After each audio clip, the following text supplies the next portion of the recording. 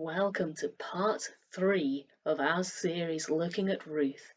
We're halfway now. How's it going? Have you had any "I never read it like that before" moments? I hope you do before we reach the end. This week we witness Ruth's proposal. But will he say yes?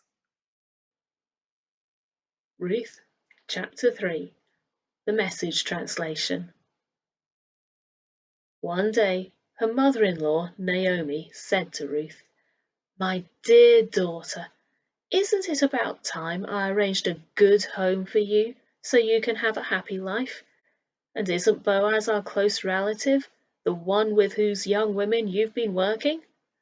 Maybe it's time to make our move.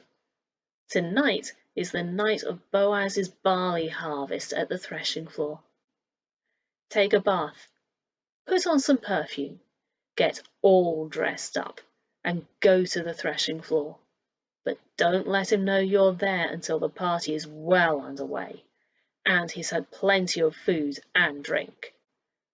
When you see him slipping off to sleep, watch where he lies down.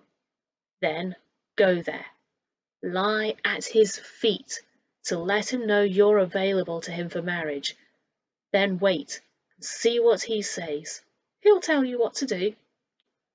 Ruth said, "If you say so, I'll do it, just as you've told me."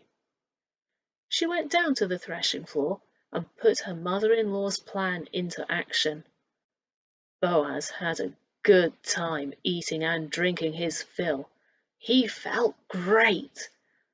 Then he went off to get some sleep, lying down at the end of a stack of barley. Ruth quietly followed. She lay down to signal her availability for marriage. In the middle of the night, the man was suddenly startled and sat up. Surprise!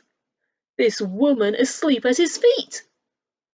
He said, "Who are you?" She said, "I'm Ruth, your maiden. Take me under your protecting wing. You're my close relative, you know. In the circle of covenant redeemers, you do have the right to marry me." He said, "God bless you, my dear daughter. What a splendid expression of love! And when you could have had your pick of any of the young men around. And now, my dear daughter, don't you worry about a thing. I'll do all you could want or ask. Everybody in town knows what a courageous woman you are. A real prize. You're right, I am a close relative to you, but there is one even closer than I am. So stay the rest of the night. In the morning, if he wants to exercise his customary right and responsibilities as the closest covenant redeemer, he'll have his chance. But if he isn't interested, as God lives, I'll do it. Now go back to sleep until morning." Ruth slept at his feet until dawn, but she got up while it was still dark and wouldn't be recognized. Then Boaz said to himself, "No one must know that Ruth came to the threshing floor." So Boaz said, "Bring the shawl you're wearing and spread it out." She spread it out, and he poured it full of barley, 6 measures, and put it on her shoulders. Then she went back to town. When she came to her mother-in-law, Naomi asked, "How did things go, my dearest daughter?" Ruth told her everything that the man had done for her, adding, "And he gave me all this barley besides, 6 quarts. He told me you can't go back empty-handed to your mother-in-law." Naomi said, "Sit back and relax, my dear daughter, until we find out how things turn out. That man isn't going to fool around. Mark my words, he's going to get everything wrapped up today." Did you spot it?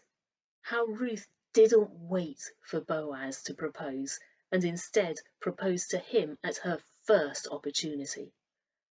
Did you spot how Boaz gave Ruth a dowry instead of demanding one from her? This is radical stuff. It speaks to me of how we have the right to ask God to redeem us through Jesus Christ, and how he responds by paying all our debts to sin and death, and by giving us so many blessings, even before we get to join him in the New Jerusalem. If you want to know more about the New Jerusalem, follow the link below.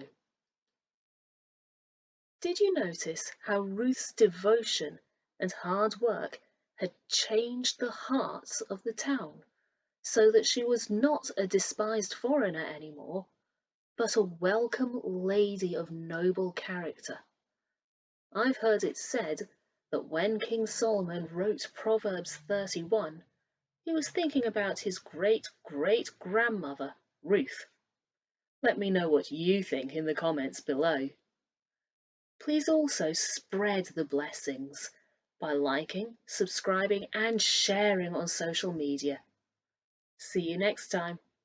God bless you.